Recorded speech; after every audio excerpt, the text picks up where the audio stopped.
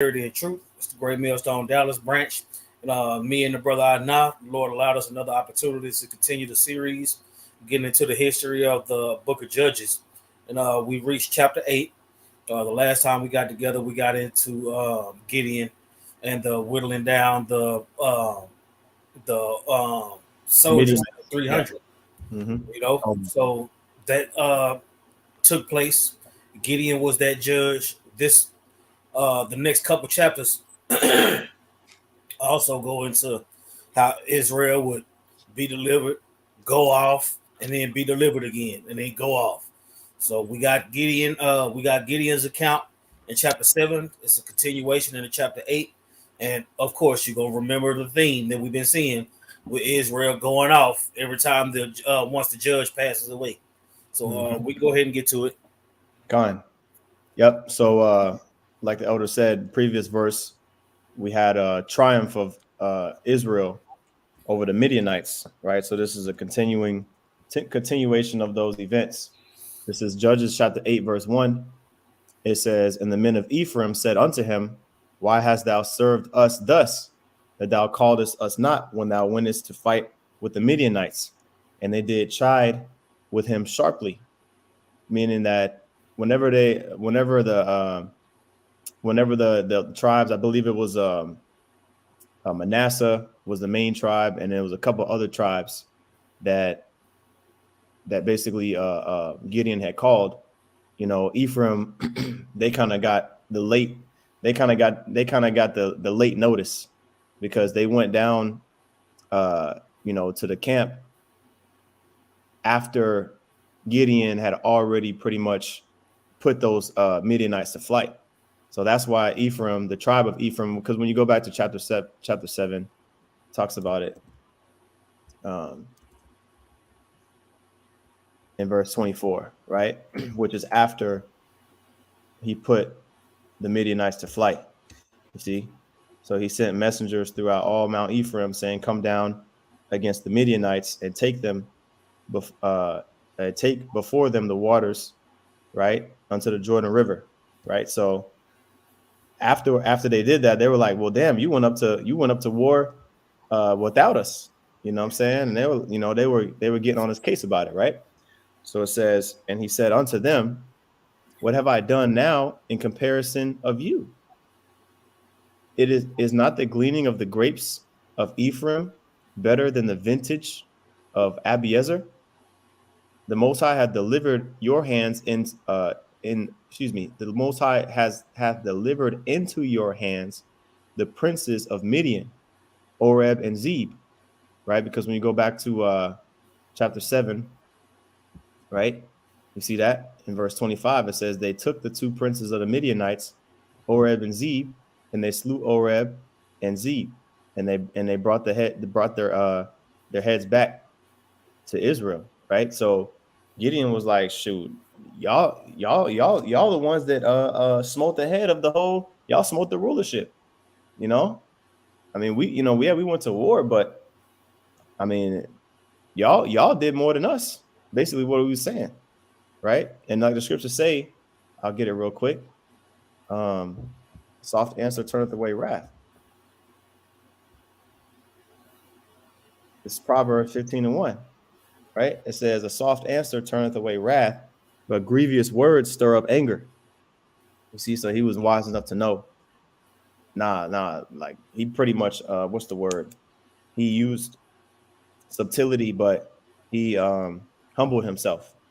And then another precept is Philippians 2:3, right? Because he used wisdom.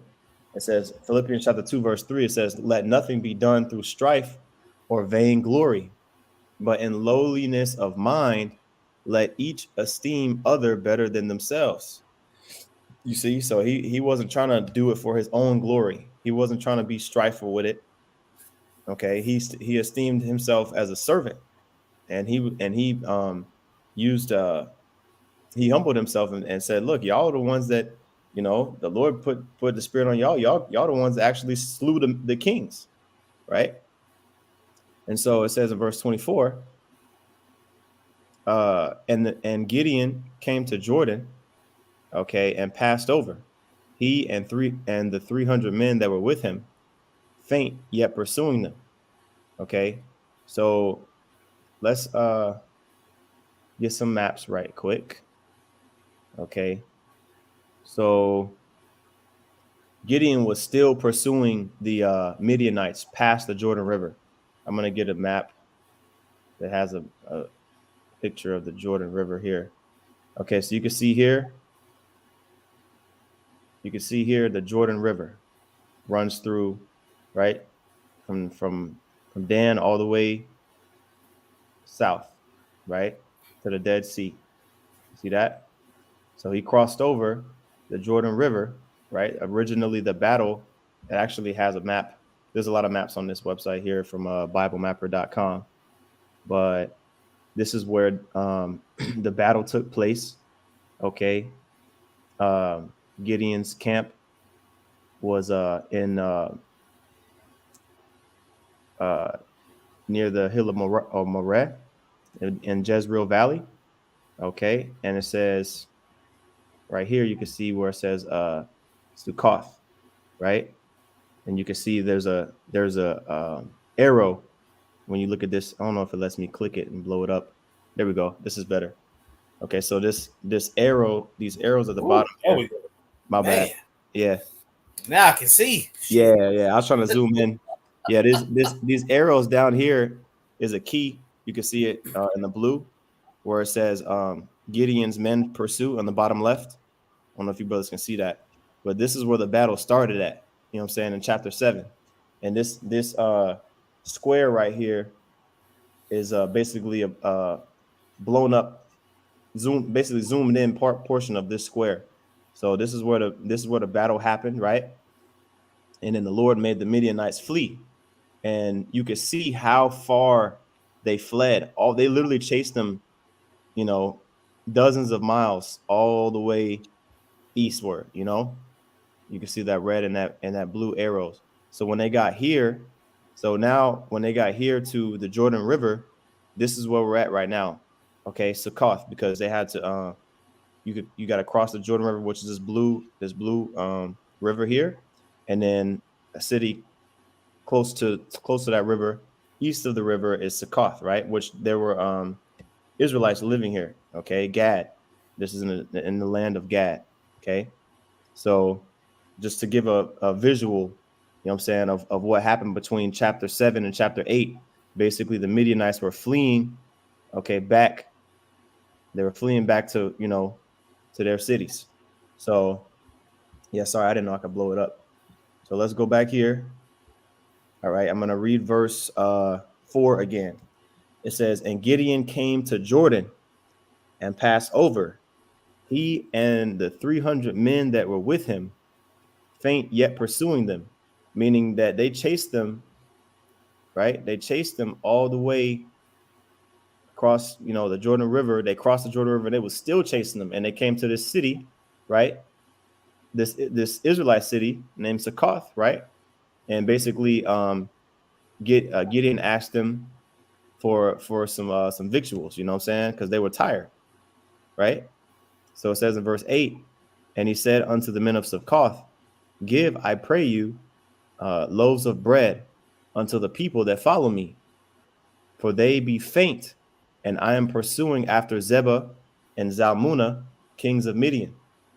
Right? So they already had the heads of Oreb and Zeb, but there was multiple kings, right? And basically, Gideon was in that spirit of just, cutting the head off the snake, nipping it all off the bud, because if you didn't do it at that moment, they probably, would have gotten stronger, would maybe waited a year or some months, and then would have came back and attacked. So the spirit was on Gideon to really pursue the way that he was pursuing. So he just needed them to give him some food, right? So this is what Jake did. Okay, being stingy. It says, "And the princes of Succoth said, Are the hands of Zebah and Zalmunna now in thine hand, that we should give bread unto thine army?" Basically meaning like, where's the princes that you're talking about? You know what I'm saying? You saying you're gonna pursue them. You saying you're gonna go get them. Well, where they at? Basically, they were being niggas, man, because they didn't want to give up that, whatever it was. Probably just all they needed was some water and some bread. They were being stingy, right? But they were Israelites, so they weren't being brotherly. You see? So this is what Gideon said, and this is, remember, this the angel of the Lord came to Gideon and basically, uh, showed Gideon, hey, look, the Lord's dealing with you. You know what I'm saying? The Lord be with thee, thy mighty man of valor. That was in chapter 6, right? So that's that, they saying that to this man, a man of the Lord. So this is what Gideon said, and it says in verse 7, therefore, when Yahweh Bashem Yahushai hath delivered Zebah and Zalmunna into mine hand, then I will tear your flesh with the thorns of the wilderness and with briars.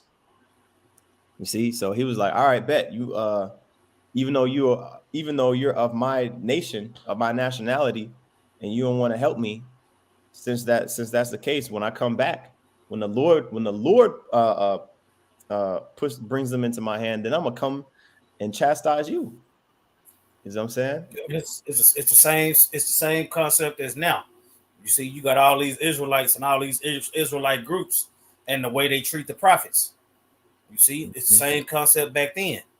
You Mm-hmm. know, you know your people. You know your people at war. You can't not know. Mm-hmm. But at the end of the day, it's showing that separation, even amongst Israel. You Mm-hmm. got it. Go on. Yep. It says in verse 18, right? It said, I'm sorry, in verse 8, Judges 8 and verse 8 says, and he went up thence to Penuel and spake unto them likewise. Okay.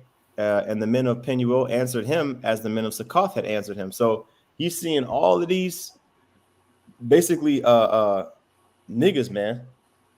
Like he's noticing that, okay, wow, the Lord's delivering Israel, but here it is. I'm trying to cut the head off the snake. And basically these dudes don't want to help. You see? So he went to another city, which is maybe like a couple miles down the way. You can see Penuel is more than likely somewhere east of Succoth, not too far away, right? And basically they answered him like the men of Succoth answered him, right? So same thing. And this is what we got to deal with, man, with our people. They don't want to be, they don't want to listen, they don't want to submit to the authority of the Lord. You know what I'm saying? So it says, verse 9, and he spake also unto the men of Penuel, saying, when I come again in peace, I will break down this tower. Yeah. So even though it was an Israelite city, basically he was like, okay, y'all, it's some niggas in here too, in this city too. Because who don't want to help? It's like that, but that's the reason why the Lord split up Israel the way he did. And when you really go into these accounts, you really see, wow, like all these tribes that you see, all these different tribes, Asher, Naphtali, Manasseh, Gad, you know what I'm saying, Ephraim, Benjamin, like they were like separate. They almost, there's like they operated like, well, if it's not affecting our tribe directly, then we don't got nothing to do with it. You see? And that's why the Lord was jacking certain tribes up at a time, and then other tribes they'd be doing, they would be kind of doing okay, and they'd have the ability to help the other tribes, but they wouldn't. So then that caused them to be guilty too. You see? So it was a constant cycle of this, right? So it says in verse 10, now Zebah and Zalmunna were in Karkor, and all their hosts with them about 15,000 men. Okay. And it says all that were left of the hosts of the children of the east, for there fell 120,000 men that drew sword. So in chapter 7, basically the Lord, either put the spirit on the Midianites and the other, individuals of the tribe of the nations to put each other to death, or the ones that were along this trail here that were fleeing, They got a lot of them men got put to death, and that number was 120,000 men. And so there was only 15,000 left. So only 10%, less than 10% left, right? And it says, verse 11, and Gideon went up by the way of them that dwelt in the tents of on the east of Nobah and Jobeha, and smote the host, for the host was secure. And I think that meant they were resting. Let me check the word secure real quick. You know what I'm saying? They probably thought, yeah, we good. Like, we done got to the other side of the Jordan River. Surely they won't chase us this far. Yeah, Batach, safe. Yeah, careless.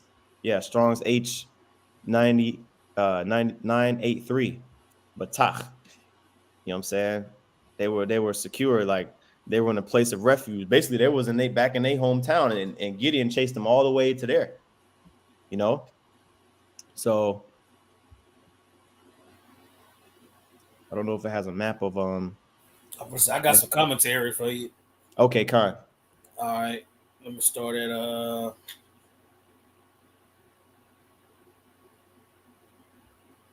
All right, I'm gonna start in the middle where Ephraim was like, man, y'all, we wanted to get some too. Mm-hmm. All right, it says, however, the Ephraimites were offended because Gideon had not called them to join the main battle. They calmed down when Gideon praised them by pointing out what a good job they had done. Whereas Gideon and his men had killed many of the ordinary Midianite soldiers, the Ephraimites had killed the two Midianite princes. The quality of Gideon's harvest could not compare with that of the Ephraimites' gleanings. As for Gideon himself, he would not rest till he had killed the enemy kings. Not Mm-hmm. only were they the Midianite leaders, but they had also killed Gideon's brothers. The leaders of certain cities east of Jordan doubted that Gideon would be successful, and refused to give him needed supplies for his army. They feared that if they helped Gideon, the Midianites would later return and punish them. Uh, would later return and punish them. Gideon promised that if they would not help him, he would punish them. You know what I'm saying? The back up when you were saying that they didn't want to help. You know what I'm Mm-hmm. saying? Like, here it is, a man of the Lord. Y'all know, y'all done heard about what Gideon's conquest is going through. You know what I'm saying? So to not want to help, you directly turning your back on the Lord, you know, which is what our people don't understand when you fast forward to today. That when you turn your back on the prophets, you turning your back on the Lord. You Mm-hmm. see? And our people constantly do that. And then when they start getting whoopings, when they start getting hit upside their head, then they want to call on the Lord. So this is just another example of that. All right. It says, though greatly outnumbered, Gideon pursued the two kings and captured them. As he returned from battle, he punished the leaders of the Israelite cities who had refused to help. He himself then killed the kings who had killed his brothers. See, and it's a little bit more commentary, but I'm gonna let you get further down. Khan. Khan. All right. So let's go back here to Judges 11. I'm sorry, 8 and let's see, in verse 11. Okay. So it says, I'll read verse 11. Yeah, it says, and Gideon went up by the way of them that dwelt in the tents on the east of Nobah and Jobaha, and smote the host, for the host was secure. And when Zebah and Zalmunna fled, he pursued after them. No, but think about this though. 300 men against 15,000. You would think that they would be at a disadvantage, because it said they only, quote unquote, only had 15,000 men. You see, so that shows you, even just with those 300 men, the spirit that was on those men. Imagine that. You see, and that's coming back, man. That's going to come back in a major way. You see, so I mean, it doesn't go into detail, but what put them to flight? The fact that they chased them down, okay, and they attacked them. Verse 12. And when Zebah and Zalmunna fled, he pursued after them and took the two kings of Midian, Zebah and Zalmunna, and discomfited all the hosts. You see, so all of the men of the armies that they pretty much was like, man, we give up, right?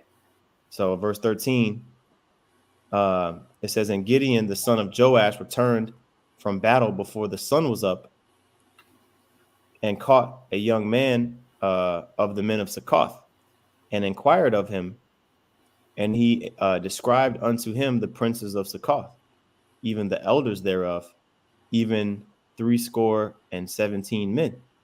So there were 77 elders, princes, right, of the city of Succoth, because remember, he was returning back. Where's my trusty map? He was returning back from this far, from I'm having problems pronouncing this, but Jogbaha, right? He was returning back and going back to the west. He was coming back from the east and going back west, which you could see probably about like maybe 15 miles back, right? And remember, they were weary, so they traveled 15 miles, hungry as hell. You see, and uh, on the way back, it says Gideon caught one of the young men, and the young man of this city, Succoth here, described to them like, okay, this is what the elders look like. You know what I'm saying? There's 77 of them, so that he knew who to get on when he came back. Keep in mind, these are Israelites, so he didn't put them to death, but he chastised them. But like the law says, you know what I'm saying? You can give a man stripes. He was a judge, right? Gideon was a judge, so you can give a man stripes. You know what I'm saying? If he be found guilty, right? And they refused. They were guilty of refusing bread of men, that were coming in to deliver Israel, right? The scriptures say, "Whosoever give, a cup of water, to a prophet, even in the name of a prophet, shall receive a prophet's reward." You see. So it says, verse 15, and he came unto the men of Succoth and said, behold, Zebah and Zalmunna, with whom ye did upbraid me, saying, are the hands of Zebah and Zalmunna now in thine hand, that we should give bread unto thy men that are weary? You see? So now they were looking crazy. Now the men of Succoth were looking crazy. You know what I'm saying? I would say it's a fisher turn hunter situation. Mm-hmm. You know what I'm Yep. saying? When Gideon was fishing for the men and the supplies, they didn't want to give them none. Nice time for them to get hunted because they didn't help. Mm-hmm. So all those that turned you back on the plow, you know, you got all these dudes that can't wait to turn over the profits to the enemy. All that fall in the same category, man. You got it. Con. All right. This is continuing on verse 16. It says, and he took the elders of the city and the thorns of the wilderness and briars, and with them he taught the men of Succoth.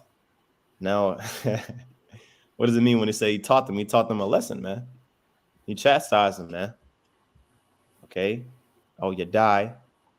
Uh, it says you die. So, but okay, yeah, he let them know.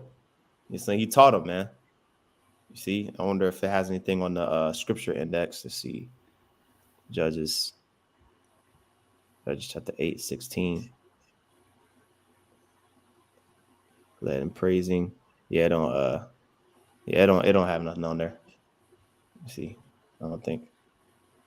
So anyway, going back here, it says verse 17, and he beat down the tower of Penuel and slew the men of the city. So he slew some Israelites too, man. You see, the tower of Penuel, which going back to this map here, is in the area of Gad, because he's not gonna ask some heathen for some help. He's asking this fellow. That's a scripture. And what was that? Psalms 50. You know what I'm saying? Is it Psalms 50? Let me see. No, hold on. Maybe it's Psalms 55. Uh, if it was my enemy, I could have bore it, but it was a man my equal. You know what I'm saying? Uh, think it's Yeah, I like think that's 50. 55. That's it. That was it. Yeah. Psalms 55. Psalms 55 and 12. Yep. It says, for it was not an enemy that reproached me, then I could have borne it. Neither was it he that hated me. Neither was it he that hated me that did magnify himself against me. Then would I have hid myself from him. But it was thou, a man mine equal, my guide, and mine acquaintance. You know what I'm saying? Like basically, our people, like Yahushua said, a man is not without honor except in his own city. You know what I'm saying? Amongst his own people. So that's why the spirit of the Lord was on Gideon, and that's gonna come back, man. You see, that's gonna come back. The spirit's gonna hop on. It don't even got to be one of the prophets. The Lord could put a spirit on one of these troops, man. You know what I'm saying? One of these NATO troops to jack up 2/3 of our people, man. That's what's gonna happen. You know what I'm saying? The sword, the famine, the pestilence, that's coming to our people that don't want to get with the program. Okay. And I bet they didn't expect that to happen to them. Right. So going back here to Judges, it says in verse 18, um, then he said unto Ziba and Zalmunna, what manner of men were they that ye slew at Tabor? And they answered, as thou art, so were they. Each one resembled the children of a king. You see? So there was let me see. Basically, there was an instance where I think we read in the commentary where his brothers, yeah, they had killed some of his brothers. See that? Mm-hmm. You know? So they were you see that? It says he would not rest. Gideon would not rest until he had killed the enemy kings. So, but that was a spirit on Gideon of saying, nah, hell nah, I'm not satisfied, with these two Midianite kings. I want I want all of them. You see, it says not only were they the Midianite leaders, but they had also killed Gideon's brothers. You see, so I don't know, is that chapter? Yeah. So let me go back here. Okay. It says, verse 19, and he said, they were my brethren, even the sons of my mother. As the Lord Yahweh Shemi Ashai liveth, if ye had saved them alive, I would not slay you. You see? So he was like, all right, well, if they're still alive, man, you know what I'm saying? I ain't gonna jack them up. That's probably the reason why why Gideon didn't just put him to death right there on site, because he knew, you know what I'm saying?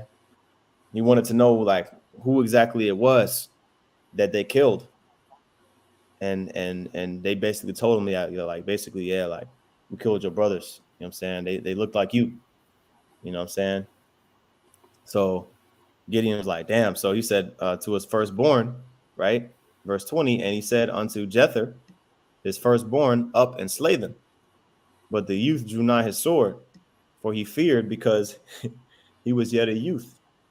You know what I'm saying? Which, yeah, it shows you that not everybody's son is going to be like the father. Just, you know what I'm saying? Like Gideon was a mighty man of war, but I'm sure he was trying to train his son up, like the scriptures say, train up a child in the way he should go. I'll get that real quick. You know what I'm saying?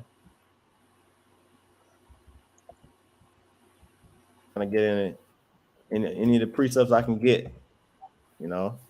Proverbs 22:6. It says, train up a child in the way he should go. And when he is old, he will not depart from it. You see, so Gideon wanted his son to be what? Like him. Right? Rightfully so. Gideon wanted his son to know, like, yo, no, these are the enemies. We're not getting along with these dudes. You see what I'm saying? Gideon wasn't with the go along to get along a group of individuals. Right. So he was teaching his son, like, yeah, you know what I'm saying? I'm gonna start teaching you how you treat these heathen, right? But it says he was, he was scared, he was still young.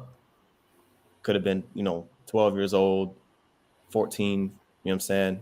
However old, right?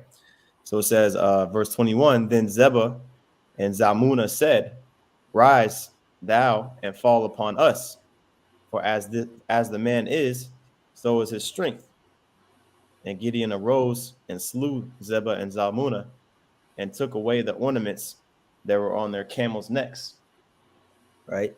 So he took matters into his own hands. Now, I want to get this precept real quick because this instance here in Judges 8 is referenced in I had it pulled up, Psalms 83. Okay. Uh you can really start at verse 5, right? Because this is basically what was happening when you read chapter 6. You know, the it wasn't just the Midianites, it was the princes of the east, a couple other nations. They had all kind of came together, you know what I'm saying, and overtook Israel, right? So Psalms 83 and verse 5, and then I'm going to drop down to verse 11. It says, for they have consulted together with one consent. They are confederate against thee, meaning they joined, different entities joined together, you know, for a singular cause, which that singular cause was to um, take the remembrance of Israel out of the earth, as the scriptures say in verse 4. You know what I'm saying? Verse 4, they have said, come, let us cut them off from being a nation. So that's what the heathen, that's the type of time in the heathen on. But then Jake doesn't want to be, they don't want to retaliate. Our people want to just say, okay, well, you know, we're just going, we're just gonna be Go nice. along to get along. Yeah, we're just gonna be nice. We're gonna play along. Hopefully they stop killing us. Nah, man, the Lord ain't dealing with that, right? So it says in verse 11, and it gives all these examples, right? But we're gonna drop down to verse 11, right? It says, make their nobles like Oreb and Zeb, yea, all their princes as Zebah and Zalmunna. Now, this is a song of Asaph, which is during the time of King David. All right, this history that we're going over, that was the history of the day. It was, it wasn't no Declaration of Independence and Martin Luther King and Emancipation Proclamation. Nah, it was the history of Israel. So these accounts, the names of these kings, all right, that had us in captivity, that the Lord put the spirit on, Gideon to overthrow, they were remembered, and this was a prayer, like, Lord, make their nobles, make the nobles of these other nations, because it wasn't just it, what I'm saying, like it mentions, look, Edom, Ishmael, Moab, Ammon, Amalek, Philistines. You see, it mentions these other nations, Midianites too, right? It says, make their nobles as Oreb and Zeb, right? Oreb and Zeb got their heads cut off. Zebah and Zalmunna got hacked to pieces by Gideon. You see, it says, who said, let us take to ourselves the houses of the Most High in possession. So, man, come on, bro, come on, man. How can you not? How can you not? Have that same energy towards these nations, man, like the scriptures talk about. Okay, it says, make, oh my power, make them like a wheel, as the stubble before the wind. You know what I'm saying? Stubble meaning the chaff that you burn up. You know what I'm saying? That blows away in the wind. It says, as the fire burneth the wood, and as a flame setteth the mountains on fire, so persecute them with thy tempest. I wonder what that tempest is. Man, You see? Those beams, man, those right aiming thunderbolts, man. Okay? From the chariots. Gonna be blasting these other nations. Just like how they did when the Lord had us basically entering into the land during the time of Joshua. Right? It says, and make them afraid with thy storm. You see? So that's exactly what that's exactly what's coming, man.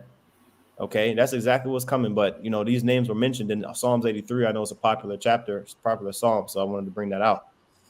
So continuing on in Judges 8, verse 22. Then the men of Israel said unto Gideon, rule thou over us, both thou and thy son, and thy son's son also. for thou hast delivered us from the hand of Midian.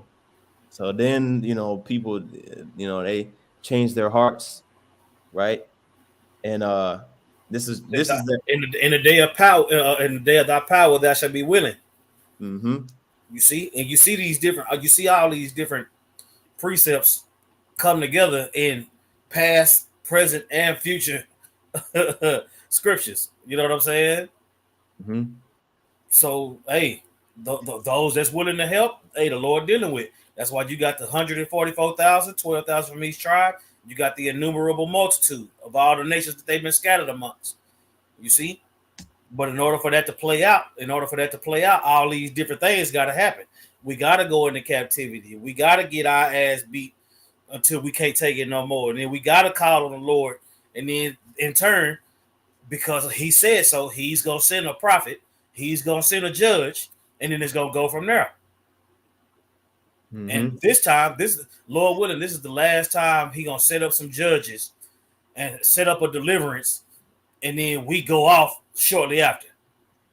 Mm-hmm. When Yahweh says Yahweh shot back to deliver the elect of the nation of Israel, from that point moving forward, we're not gonna have a time where the whole nation go off and all that. Now once New Jerusalem come out of them chariots, then we're gonna have rebels to purge. But as far as Israel as a whole going into slavery under another nation due to our disobedience, Yahweh shall conquer that by his sacrifice. You got it. Con, yep, that's beautiful. Yep, it says continue on in Judges 8:22.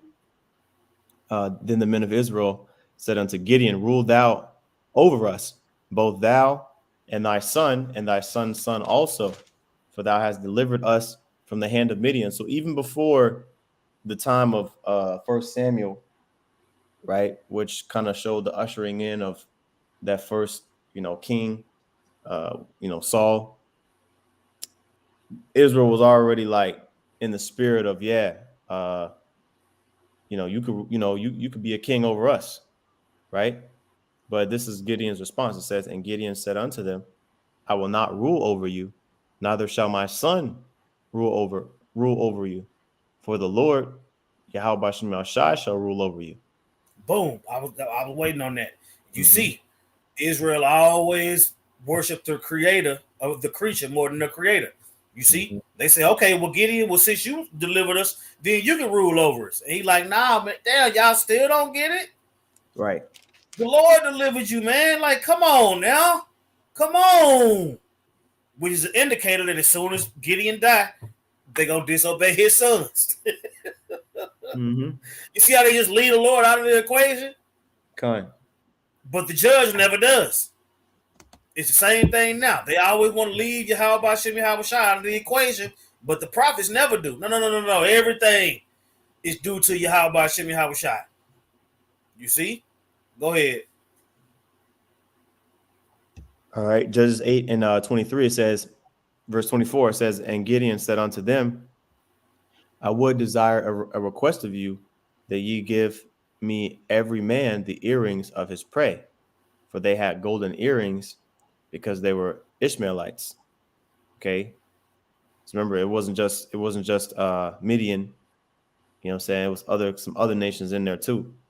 Right. So the Ishmaelites had them earrings. Okay, and they answered, verse 25, we will willingly give them. And they spread a garment and did cast therein every man the earrings of his prey. And the weight of the golden earrings that he requested was 1,700 shekels of gold, beside the ornaments and collars and purple raiment that was on the kings of Midian, and beside the chains that were about the camels' necks. So let me get verse 26 in the NLT to get an estimation of that weight.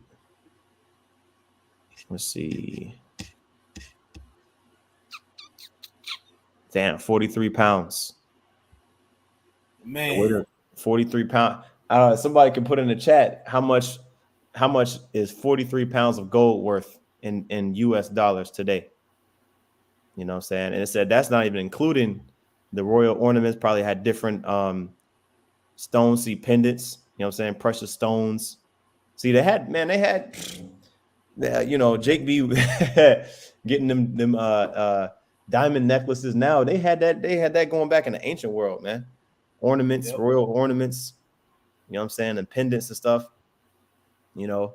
And Esau got Jake thinking that that's like the pinnacle of reality, but it's in our nature to wear like, gold ornaments and, different things like that, you know what I'm saying? But Esau don't be That's what I'm wearing. saying. They also they that's what I'm think about that. The soldiers was balling. Yeah. You Kind of. that's what I said. You fighting in this type of stuff. Mm-hmm. You fighting in gold and precious stones and all that. You fighting in that. Mm-hmm. Man. Yep. Kind. Hey, just like in Exodus, you know what I'm saying? The day of the Passover. You know what I'm saying? All the Egyptians, they just gave the Lord put his spirit on them, just give them all their stuff. Because they were like, oh shit, Man. man. You know what I'm saying? Like, okay, all of our firstborns dead, all these crazy plagues, all these apparitions. They were like, shit, just take it. You know what I'm saying? Just take everything, take it. So, that's how it's gonna be in that day, man. Right? So verse 27, it says, Gideon made a sacred ephod, and this is still in the NLT, and I'll switch back in a little bit, but it says Gideon made a sacred ephod from the gold and put it in Oprah, which is his hometown, as it says here. But soon all the Israelites prostituted themselves by worshiping it, and it became a trap for Gideon and his family. Yeah, so it was like that. What was that staff or that staff that Moses had made with the snake? You know what Oh I'm saying? yeah. That became a idol too. So Jake loves idol worship, basically. You know what I'm saying? They can't see the spirituality of what's going on. You know, that shows you that our people are in that herd. They've always been in that herd mentality. Even today, when you look at people today, they idolize these people on Instagram, literally worship him. They worship money. You know what I'm saying? They worship these celebrities, and they don't pay attention to what the Lord's doing in the earth. They didn't pay attention back then. They don't pay attention now. They're stiff necked, man. That's why the Lord said they got iron sinews for necks. Meaning you can't, you so hard headed, so stiff necked, you can't be led in no direction. You just like a statue of iron, you know.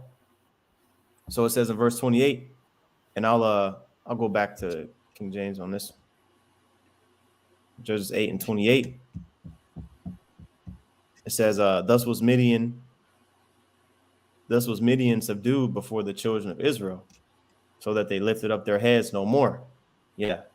And that was because of Gideon, by the way, and his persistence of getting those other two kings out the way, that the Midianites were subdued.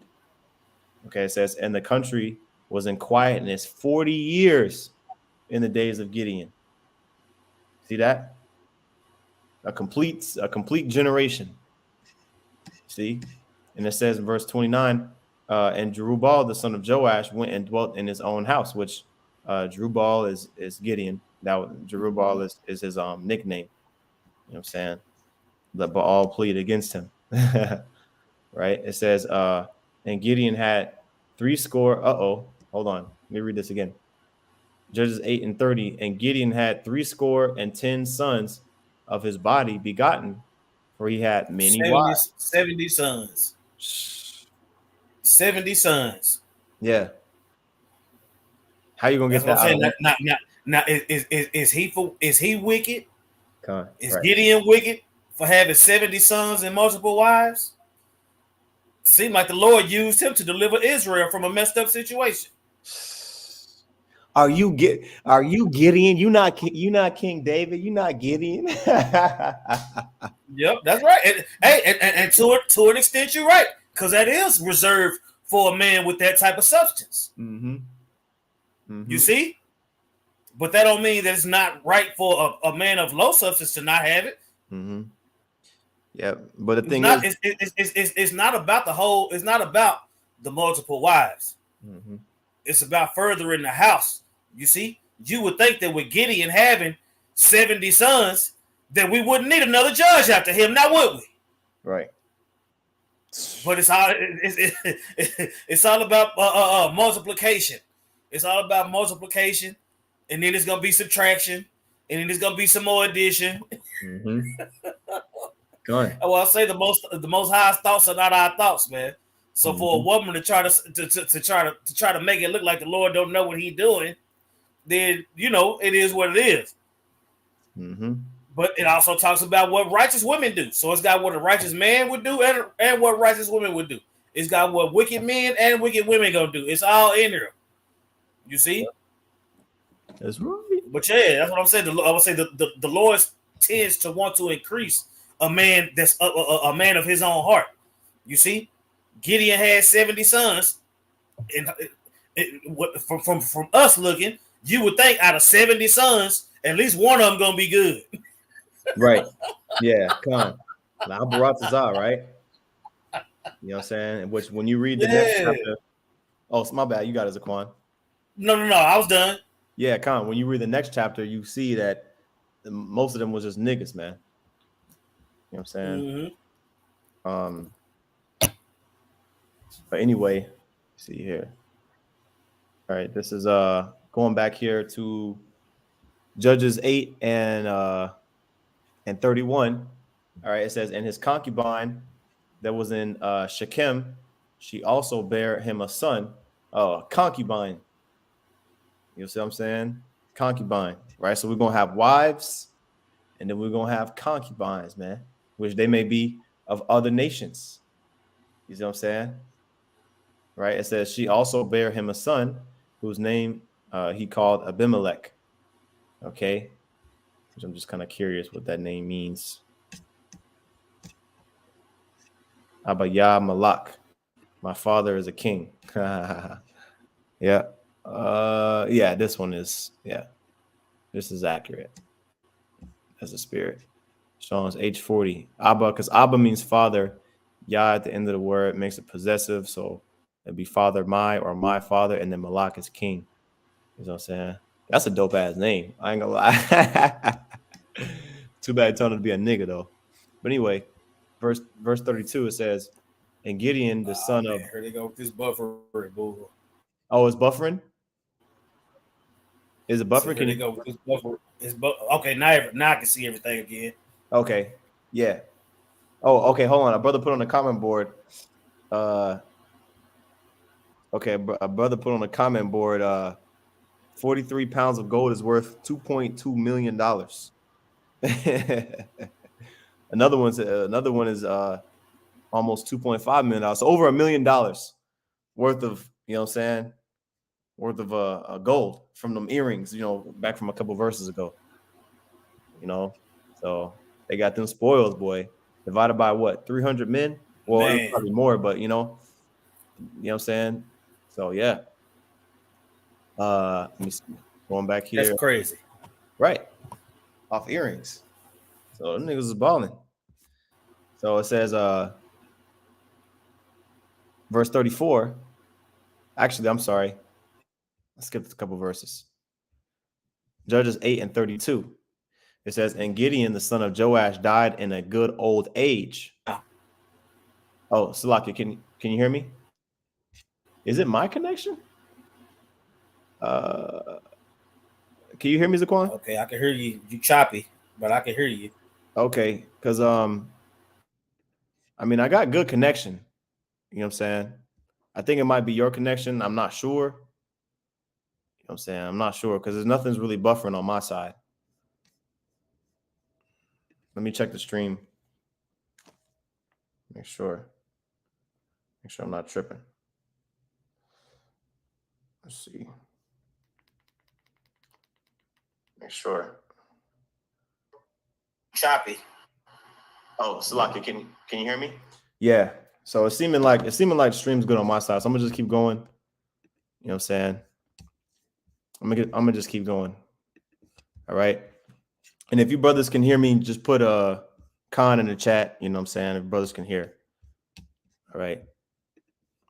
All right. So this is back in Judges chapter 8 and verse 32. I'll read it again. And Gideon, the son of Joash, died in a good old age and was buried in the sepulcher of Joash his father, and Oprah of the Abiezerites. All right, now this page here has a good amount of maps. You got the land of Midian,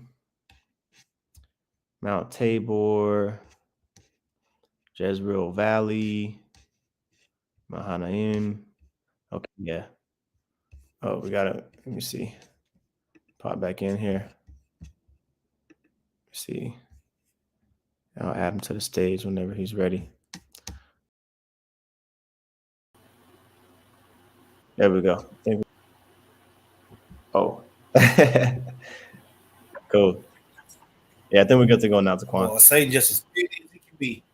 Yeah, Con. Hey, brothers in the chat said that they can hear. Brothers said in the chat said that they can Okay. hear me. So I think I'm not sure. I can hear you loud and clear now. Okay, Yeah, Con. everything look like it's back. Okay, Con. All good. So yeah, going back here. So Gideon died, okay, and was buried back in the land of Oprah. And it came to pass, verse 33, as soon as Gideon was dead, that the children of Israel turned again and went a whoring after Balaam and made Baal Berith their god.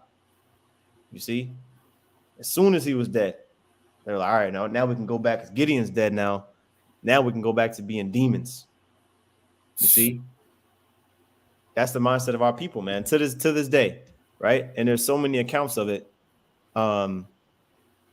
Right? When you read this here in Psalm 78, verse 10, it says, they kept not the covenant of the Most High and refused to walk in his law. They forget his works and his wonders that he had showed them. Marvelous things did he in the sight of their fathers in the land of Egypt, in the field of Zoan, right? It talks about all the different things that he did during the deliverance of Israel, during the Exodus, right? And now that we have the understanding that we're Israelites, it's our job to remind our people this is our history. This isn't the bastards and Ashdod's history. Okay, this isn't the small hats history. This is the so-called Negroes, Latinos, and Native Americans history. So it's important to understand and believe in 100%. We know that this is our history. We don't, there's no other nation on earth that fits these scriptures when you actually read them and you look at the characteristics of the Israelites. That's how niggas act, man. You see, as soon as they're back, as soon as an authoritative figure back is turned, they go back to slacking off, and the Lord just continue to jack them up, right? It's a cycle. All right, verse 34. And the children of Israel remembered not the Lord their power, who had delivered them out of the hands of all their enemies on every side. Neither showed they kindness to the house of Jerubbaal, namely Gideon, according to all the goodness which he had showed unto Israel. Like we said earlier, man, a prophet is not without honor save in his own house. His own people pretty much was being niggerish towards him, man. Right? And let me see what we got here. Yeah. Right? Psalms 106 and verse 10. Right? And he saved them, talking about our people, right? We could really start up. You know what I'm saying? Man, you know what? Damn, this is good right here. Psalms 106 and 7. Let me make sure. Still good. Okay. All right. Psalms 106 and 7. It says, our fathers understood not thy wonders in Egypt. They remembered not the multitude of thy mercies, but provoked him at the sea, even at the Red Sea. Yeah, because they was acting like they was asking Moses, dang, Moses, you brought us out here to the Red Sea just for the Egyptians to put us to death. Because the Egyptians went back, Pharaoh and the Egyptians, they went and they chased after him. You see what I'm saying? You want me to? I can add you. I'm not sure if you wanted me to add you to the stage, Jaquan, but I just added you to the stage to the thing there, right? So continue on here. It says, hey, can you hear me now? Con, I can hear you now. Yeah, I can hear you. I don't know if it's a lag, but I can hear you. Okay, okay, Con, that's what's up. It look like I'm backstage, but not in the show. Yeah, no, you on now. I added you to the stage. You brothers can hear you. It's just a little bit of a lag, Oh, okay. maybe like a 1.5, 2 second delay. But I can hear you though. I don't know what's going on with that, man. But we almost done anyway. You know what I'm saying? I'm gonna finish these last couple precepts. Okay. Verse 8, it says, nevertheless, he saved them, talking about the Israelites. The Most High saved Israel for his name's sake, okay, that he might make his mighty power to be known. He rebuked the Red Sea also, and it was dried up. So, he split the Red Sea, right? Uh, right? It says, so he led them through the depths as through the wilderness. Now, uh, points in verse 13, right? Right. Oh yeah. Oh well. Do you know what? I might as well just keep reading here. It says, and he saved them from the hand of him that hated them. Let's check here. Let me add you in here again. Hopefully everything good. Uh, back in Psalms 106, right? And 10, and he saved them from the hand of him that hated them, right? The Lord saved Israel from the hands of the Egyptians and redeemed the Israelites from the hand of the enemy, which at that time was the Egyptians, referring to, again, the Exodus, right? And it says, and the waters covered their enemies, that there was not one of them left. It says in verse 12, then believed they his words and sang his praise. See, they didn't Israel didn't believe in the Lord beforehand. The Lord, man, if deliverance from the land of Egypt required faith at that time, I mean, okay, like there was like a little bit of faith, with the Passover, putting the blood, you know what I'm saying? Moses told them to do it and they obeyed, you know what I'm saying? But man, Jake was scoffing, boy, at any potential moment that they possibly could. Anytime they felt a little bit uncomfortable, you know what I'm saying? They started chiding towards Moses, right? So it says in verse 13, they soon forgot his works. They waited not for his counsel, but lusted exceedingly in the wilderness and tempted the Most High in the desert, right? So, but this point here is in verse 13. They soon forgot the Lord's works. As soon as where it say Gideon. Gideon, yeah, as soon as he was dead, right? As soon as he was dead, man, Israel turned and went a whoring after the other gods. You see? And that's our people, man. That's how they get down. So, like I said, verse 35 was the end of the chapter. Let me see if there's anything on the commentary. Let me see here. All right.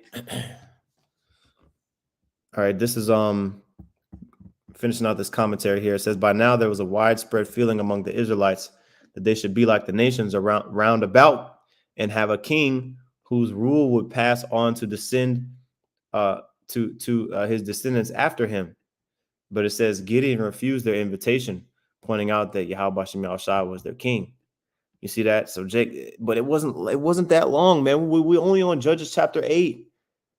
It wasn't that long that Israel was in the land, maybe not even barely even 100 plus years, maybe a couple, not even a couple hundred years, like maybe like 100 years or, 150 years, man. So Israel was already thinking like this.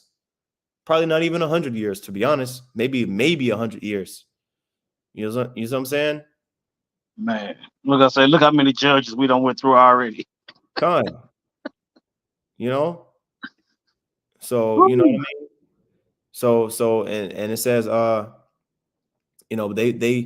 there was a widespread feeling that they should be like the nations. I want to be like the other nations. We need a king. You see what I'm saying? Because they didn't believe in the Lord. They didn't even believe in the Lord. You see, that's why they continued going into slavery and then until it was convenient for them. Right? It says, although he continued to exercise some leadership in Israel, Gideon was not the great leader in peace that he had been in war. As Aaron had once done, he made a material symbol of the unseen power, and this soon led the people into idolatry. So, even though Gideon didn't, it wasn't an idol to Gideon, but Jake idolized the ephod. They were like, yeah, man, that ephod, man, that's where they probably like that's where Gideon's power, that they were like, man, yeah, that ephod, like that was like a what's the word, a conduit to lead Jake back into idolatry, right? And here's the last paragraph in the commentary. It says, in spite of his refusal to be Israel's king, Gideon showed a tendency towards the sort of lifestyle that was typical of kings and neighboring nations. Like them, he built a large household of wives, concubines, and children. And when he died, the people easily slipped back into Baal worship. In their security and prosperity, they forgot the power that saved them. And that's exactly, man, you got it, Zaquan. Man, it just and that's what's so beautiful about the times we live in now. We living in a time now to where this could be the last go round. You see, once the Lord send His Son back to redeem the elect of the nation of Israel, you see, and we beamed up into those chariots, and New Jerusalem comes down. It ain't gonna be no more. That last group of rebels gonna be purged out. You know what I'm saying? So we see the remnant is all Israel has always had. You know what I'm saying? Based on the eyes of the Heavenly Father, He always had that remnant because you see the pattern. You see? But now, hey, when the Lord send Yahweh Shai with Michael and the archangels and this final deliverance, we ain't gonna have to worry about being going off and going back into the ways of the heathen. Because by then, death, sin, all that's gonna be cast into the lake of fire, man. Con, You see? And that's why we go back into this history so we can see how our people were, whether it be the 2/3 or the elect of their time. You get to see both sides throughout the book. You got it. con. Hey, like the scripture says in Sirach 11, it says, prosperity and adversity, life and death, poverty and riches come of the Lord. You see, so they attributed those that prosperity and that riches, to a God that they made out of their own, out of their own. You know what I'm saying? They're like, yeah, we good. And it's the same thing. Remember we went over the book of Amos, Zaquan, and the theme of that book was how basically after King Solomon's rulership, the northern kingdom, even though they split up into northern and southern kingdom, after King Solomon's rulership, which he had ruled Israel in peace for 40 years. After King Solomon's rulership, when Jeroboam, you know, he started, being the first, he was the first king of the northern kingdom. The northern kingdom was really, they were balling. They were still eating off of those trades and those pacts that King Solomon had set up, and they were basically dwelling comfortably. You see what I'm saying? So it's the same thing, man. Saying, it was a continuing pattern until the Lord, and it took hundreds of years, but eventually the Lord just like, man, I'm just gonna uproot all you, all of you, all of us. He uprooted us. We're that group. You know what I'm saying? We're all in that group. If you would take, you know what I'm saying, you ain't in the land of Israel right now. You ain't ruling over there. You're not sovereign over there. So you know, that's just a continuing theme, man. But we got the precepts. Let me see if there's something on the comment board. Let's see here. Yep, there's a good one right here. All right. It says Hosea 5:15, I will go and return to my place till they acknowledge their offense and seek my face. In their affliction, they will seek me early. You see, so the Lord basically hid himself from us as a nation during the times that we were going off and a whoring after other gods. He hid himself for a period of time, you see. And then Jake called out to him, our people called out to the Most High. And back then, before Hosea 1:9, back then the Lord would answer, you know what I'm saying? Like he would answer more quickly, but now we can't even do that no more. We done jacked it up. So, and we're reading that account of what led to Hosea. Matter of fact, let's get Hosea 1:9 and we'll close out real quick. Because we're reading, let me see. Hosea 1. We're reading these accounts that led up to the scripture that we get all the time, Hosea 1 and 9. You see, which the accounts of our people going off and the Lord coming back and delivering. Our people coming off, going off, the Lord come back. We only in chapter 8. I think it's like 20 something chapters in Judges. You know what I'm saying?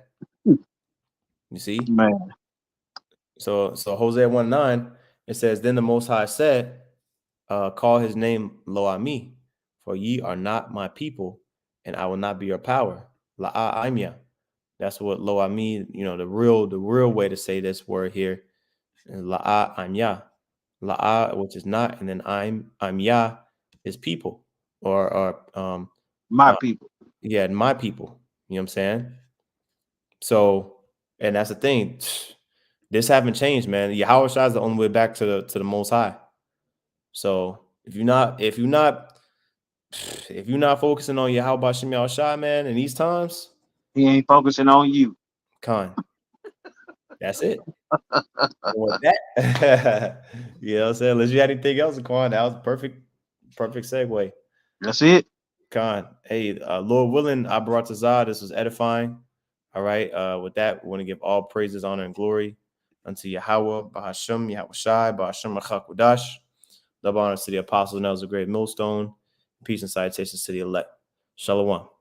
Shalom.